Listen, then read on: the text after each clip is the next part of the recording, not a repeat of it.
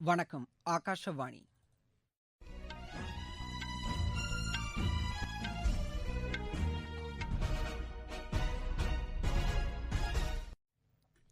செய்திகள் வாசிப்பவர் பாலசுப்ரமணி. தலைப்புச் செய்திகள்: சரக்கு மற்றும் சேவை வரியில் மாநிலங்களுக்கான நிவாரணத் தொகையான 20,000 கோடி ரூபாயை மத்திய அரசு நேற்றிரவு விடுவித்துள்ளது. பிரதமரின் சாலையோர உணவு வியாபாரிகளுக்கான சுயசார்பு திட்டத்தின் கீழ் மத்திய நகர்ப்புற விவகாரங்கள் அமைச்சகமும் ஸ்விக்கி நிறுவனமும் இணைந்து மின்னணு வர்த்தக உடன்பாடு ஏற்படுத்தியுள்ளன. நாட்டில் பள்ளிகளை மீண்டும் திறப்பதற்கான விதிமுறைகளை மத்திய கல்வி அமைச்சகம் அறிவித்துள்ளது. பாதுகாப்புத் துறையில் ஓய்வூதியம் பெறுவதற்கான குறைந்தபட்ச பணிக்காலம் நீக்கப்பட்டுள்ளதாக அரசு அறிவித்துள்ளது. துபாயில் நேற்று நடைபெற்ற IPL கிரிக்கெட் போட்டியில் தில்லி அணி பெங்களூரு அணியை 59 ரன் வித்தியாசத்தில் தோற்கடித்தது. இனி விரிவான செய்திகள். சரக்கு மற்றும் சேவை வரியில் மாநிலங்களுக்கான நிவாரணத் தொகையான 20,000 கோடி ரூபாயை மத்திய அரசு நேற்றிரவு விடுவித்துள்ளது. நேற்று புதுதில்லியில் நடைபெற்ற 42வது சரக்கு மற்றும் சேவை வரி கூட்டத்திற்கு பின்னர் மத்திய நிதியமைச்சர் திருமதி நிர்மலா சீதாராமன் இந்த அறிவிப்பை வெளியிட்டார். பின்னர் செய்தியாளர்களிடம் பேசிய அவர், அடுத்த வாரத்தில் 25,000 கோடி ரூபாய் விடுவிக்கப்படும் என்றார். இந்த தொகை 2017-18 ஆண்டுக்கான ஒருங்கிணைந்த சரக்கு மற்றும் சேவை வரியில் கிடைத்ததாகும். நாட்டில் 21 மாநிலங்கள் நிவாரணத் தொகையில் குறைபாடுகளை சரி செய்வதற்கு கடன் வாங்குவதற்கு மத்திய அரசு அனுமதி அளித்திருப்பதாக அமைச்சர் திருமதி நிர்மலா சீதாராமன் கூறினார். அடுத்த ஆண்டு ஜனவரி 1ஆம் தேதியிலிருந்து 5 கோடிக்கும் குறைவான ஆண்டு வருமானம் கிடைப்பவர்கள் இனி மாதந்தோறும் சரக்கு மற்றும் சேவை வரி 1 மற்றும் 3B கணக்குகளை சமர்ப்பிக்க தேவையில்லை என்று அறிவிக்கப்பட்டுள்ளது. இந்த கணக்குகளை 3 மாதத்திற்கு ஒருமுறை செலுத்தினால் போதுமானது என்று சரக்கு மற்றும் சேவை வரி கூட்டத்தில் முடிவு செய்யப்பட்டுள்ளது. செயற்கை நுண்ணறிவை தவறான வழிகளில் பயன்படுத்துவதில் இருந்து உலகை பாதுகாக்கும் விதமாக இத்தொழில்நுட்பத்தை பொறுப்புள்ள வகையில் பயன்படுத்துவதை உறுதி செய்ய வேண்டும் என பிரதமர் திரு நரேந்திர மோடி வலியுறுத்தியுள்ளார். செயற்கை நுண்ணறிவு தொழில்நுட்பம் தொடர்பான சர்வதேச உச்சி மாநாட்டை காணொலி காட்சி வாயிலாக தொடங்கி வைத்து பேசிய அவர், செயற்கை நுண்ணறிவுக்கான சர்வதேச மையமாக இந்தியா மாறும் என்று நம்பிக்கை தெரிவித்தார். தொழில்நுட்ப முன்னேற்றம் நாட்டில் வெளிப்படைத்தன்மையையும் சேவைகள் விரைவாக சென்றடைவதையும் உறுதி செய்துள்ளது என்றார். இந்தியாவின் டிஜிட்டல் நடவடிக்கைகள் கோவிட்-19 பெருந்தொற்று காலத்தில் எந்த அளவிற்கு உதவிகரமாக இருந்தது என்பது உலகிற்கு எடுத்துக்காட்டப்பட்டுள்ளதாகவும் அவர் தெரிவித்துள்ளார்.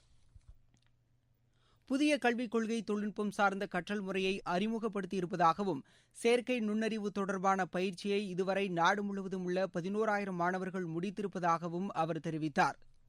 வரும் காலம் இளைஞர்களின் காலம் என்று கூறிய பிரதமர், ஒவ்வொரு இளைஞரும் ஆற்றல் மிக்கவர்களாக திகழ்வார்கள் என்றும் குறிப்பிட்டார். செயற்கை நுண்ணறிவு பணிகளில் குழுவாக செயல்படுவதன் மூலம் பல்வேறு அற்புதங்களை படைக்க முடியும் என்றும் திரு நரேந்திர மோடி தெரிவித்தார். முன்னதாக மாநாட்டில் பேசிய மத்திய தகவல் தொழில்நுட்பத்துறை அமைச்சர் திரு ரவிசங்கர் பிரசாத், செயற்கை நுண்ணறிவு என்பது பல்வேறு வளர்ச்சிகளை ஏற்படுத்துவதற்கான ஆற்றல் மிக்கது என்பதால் இந்தியா அதனை வரவேற்பதாக கூறினார். பாதுகாப்புத் துறையில் ஓய்வூதியம் பெறுவதற்கான குறைந்தபட்ச பணிக்காலம் நீக்கப்பட்டுள்ளதாக அரசு அறிவித்துள்ளது.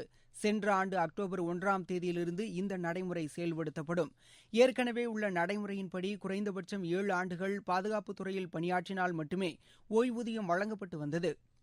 2019 அக்டோபர் 1ஆம் தேதிக்கு முன் 10 ஆண்டுகளுக்குள் பாதுகாப்புத் துறையில் பணியாற்றி வீரமரணம் அடைந்தவர்களின் குடும்பத்திற்கும் இந்த நடைமுறை பொருந்தும் என்று அரசு அறிவித்துள்ளது. கூடுதல் தொகையுடன் கூடிய ஓய்வூதியம் பெறுவதற்கும் இவர்களுக்கு தகுதியுண்டு என்று அரசு கூறியுள்ளது.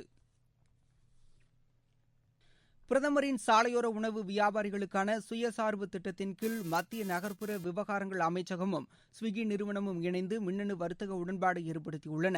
சாலையோர உணவகங்கள் வைத்திருப்பவர்கள் ஆன்லைன் மூலம் ஆயிரக்கணக்கான நுகர்வோருக்கு உணவளிக்க முடியும். சென்னை, அகமதாபாத், தில்லி, இந்தூர் மற்றும் வாரணாசி உள்ளிட்ட 250 நகரங்களில் இத்திட்டம் முதல் கட்டமாக செயல்படுத்தப்படும். சாலையோர உணவகம் வைத்திருப்போர் தங்களது பான் அட்டை மற்றும் இந்திய உணவு பாதுகாப்பு தர நிர்ணய ஆணைய பதிவு, தொழில்நுட்ப பயிற்சி, உணவு வகைகள் பற்றிய தகவல் மற்றும் சுகாதாரமான முறையில் உணவை வழங்குதல் போன்ற பணிகளை மேற்கொள்வதற்கு உதவி செய்யப்படும். நீங்கள் கேட்டுக்கொண்டிருப்பது ஆகாஷவாணியின் செய்தி அறிக்கை. பிரிக்ஸ் நாடுகளின் 12வது உச்சி மாநாடு நவம்பர் 17ஆம் தேதி நடைபெறும் என்று அறிவிக்கப்பட்டுள்ளது. பிரேசில், ரஷ்யா, இந்தியா, சீனா, தென்னாப்பிரிக்க நாடுகளின் தலைவர்கள் இந்த மாநாட்டில் காணொலி காட்சி மூலம் கலந்து கொண்டு உலக நிலைத்தன்மை, பாதுகாப்பு மற்றும் புதுமையான வளர்ச்சி ஏற்படுத்துவதற்கு பிரிக்ஸ் நாடுகள் கூட்டமைப்பின் பங்கு என்ற தலைப்பில் ஆலோசனை நடத்துவார்கள். ரஷ்யாவின் தலைமையில் இந்த ஆண்டு உச்சி மாநாடு நடைபெறும். கோவிட் தொற்றை கட்டுப்படுத்துவதற்கான தொழில்நுட்ப ஒத்துழைப்பு மற்றும் பரிசோதனைகளில் இந்தியாவும் இஸ்ரேலும் இணைந்து பணியாற்ற உறுதிபூண்டுள்ளன. இதுகுறித்து பிரதமர் திரு நரேந்திர மோடியும் இஸ்ரேல் பிரதமர் திரு பெஞ்சமின் நெதன்யாகவும் நேற்று ஆலோசனை நடத்தினர். சூரிய சக்தி துறையில் புதுமைகளை படைப்பது தொடர்பான டிஜிட்டல் மாநாட்டை நடத்துவதற்கு இரு தலைவர்கள் முடிவு செய்துள்ளனர். இரு நாடுகளின் பொருளாதாரத்தை வலுப்படுத்தவும் தொற்று நோய்க்கு மலிவான விலையில் மருந்து கிடைக்க வகை செய்யவும் ஆலோசனைகள் மேற்கொள்ளப்படும். வாகனங்களுக்கான மாசு கட்டுப்பாட்டு விதிமுறைகள் அடுத்த ஆண்டு ஏப்ரல் மாதம் முதல் கட்டுமான சாதனங்களுக்கும் அக்டோபர் மாதத்தில் இருந்து டிராக்டர்களுக்கும் நடைமுறைப்படுத்தப்படும் என மத்திய சாலை போக்குவரத்து மற்றும் நெடுஞ்சாலைத்துறை அறிவித்துள்ளது. இது தொடர்பாக மத்திய மோட்டார் வாகன சட்டத்தில் மேற்கொள்ளப்பட்ட திருத்தங்கள் கடந்த 1ஆம் தேதி முதல் நடைமுறைக்கு வரவிருந்த நிலையில் வேளாண் துறை, விவசாய சங்கங்கள் மற்றும் டிராக்டர் உற்பத்தியாளர்களிடமிருந்து வரப்பெற்ற கோரிக்கையை ஏற்று இந்த முடிவு மேற்கொள்ளப்பட்டிருப்பதாக தெரிவிக்கப்பட்டுள்ளது. தொற்று நோய்கள் பரவி வரும் காலத்தில் ஆபத்துகளை எதிர்கொள்வதற்கான ஆயத்த நிலையை உறுதி செய்ய வேண்டும் என்று மத்திய சுகாதார அமைச்சர் திரு ஹர்ஷவர்தன் கூறியுள்ளார்.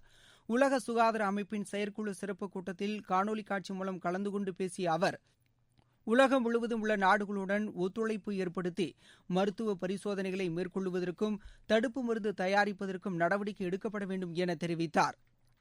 உலக சுகாதார அமைப்பின் உதவிக்காக பல நாடுகள் காத்திருப்பதாகவும் அவர் தெரிவித்தார். கோவிட் தொற்று ஏற்படுத்தியுள்ள சவாலை எதிர்கொள்வதற்கும் பொறுப்பான முறையில் தடுப்பு மருந்து ஆராய்ச்சிகளை மேற்கொள்வதற்கும் உலக நாடுகளுக்கு கடமை இருப்பதாக அமைச்சர் திரு ஹர்ஷவர்தன் தெரிவித்துள்ளார். நாட்டில் பள்ளிகளை மீண்டும் திறப்பதற்கான விதிமுறைகளை மத்திய கல்வி அமைச்சகம் அறிவித்துள்ளது. சுகாதார அமைச்சகம் அறிவித்துள்ள நடைமுறைகளின்படி சமூக இடைவெளி கடைபிடித்தல், முகக்கவசம் அணிதல் போன்றவை கடைபிடிக்கப்பட வேண்டும். தொற்று நோய் பரவுவதை அடுத்து கல்வி பாடத்திட்டங்களை ஆன்லைன் மூலம் நடத்துவது தொடர்பாக பள்ளிகள் முடிவு செய்ய வேண்டும். பொது முடக்க நேரத்தில் வீட்டில் இருந்தபடியே ஆன்லைன் மூலம் படித்த பள்ளி மாணவர்களை வழக்கமான பள்ளி நடைமுறைகளுக்கு மாற்ற வேண்டும் என்று வலியுறுத்தப்பட்டுள்ளது. அடுத்த கல்வியாண்டுக்கான பாடத்திட்டம், செயல்முறைகள் தொடர்பான மாற்று வழிமுறைகள் குறித்தும் பள்ளிகள் திட்டம் வகுக்க வேண்டும். பள்ளிகள் திறந்த பின்னர் புதிய வகையில் தகவல் தொழில்நுட்பத்தை உள்ளடக்கிய பாடம் கற்பிப்பதற்கான நடைமுறைகளை கையாள வேண்டும் என்பதால் ஆசிரியர்கள் மாணவர்களுக்கு முன்னுரிமை அளித்து புரிந்து கொள்ளும் வகையில் பாடங்களை நடத்த வேண்டும் என்று அரசு கூறியுள்ளது. செயல்முறை கல்விக்கு அதிக முன்னுரிமை அளிக்க வேண்டும் என்றும் அதற்கான தொழில்நுட்பத்தை மாணவர்கள் பயன்படுத்துவதற்கு ஊக்கமளிக்க வேண்டும் என்றும் கல்வி அமைச்சகம் வலியுறுத்தியுள்ளது. அனைத்து மாநில அரசுகளும் யூனியன் பிரதேச அரசுகளும் அவரவர் தேவைக்கேற்றார் போன்று நெறிமுறைகளை அறிவிக்க வேண்டும் என்றும் அமைச்சகம் வலியுறுத்தியுள்ளது. துபாயில் நேற்று நடைபெற்ற IPL கிரிக்கெட் போட்டியில் தில்லி அணி பெங்களூரு அணியை 59 ரன் வித்தியாசத்தில் தோற்கடித்தது.